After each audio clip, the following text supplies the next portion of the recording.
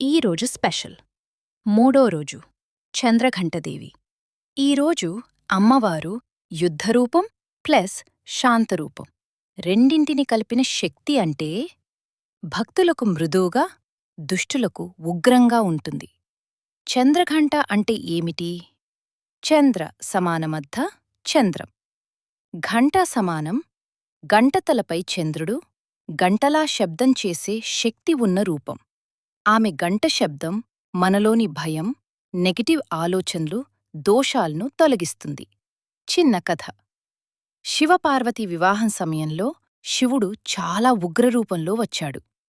అప్పుడు పార్వతీదేవి అందరికి భయం లేకుండా ఉండేందుకు తాను శక్తివంతమైన చంద్రఘంట రూపం తీసుకుంది. ఆమె శక్తి చూసి అన్ని దుష్టశక్తులు పారిపోయాయి. దేవతలు, ప్రజలు భయం లేకుండా ఆనందించారు.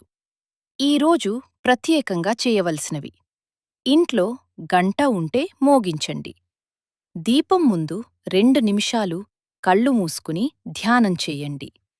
జపం: ఓం దేవీ చంద్రఘంటాయై నమః 21 సార్లు చేస్తే ఇంకా మంచిది.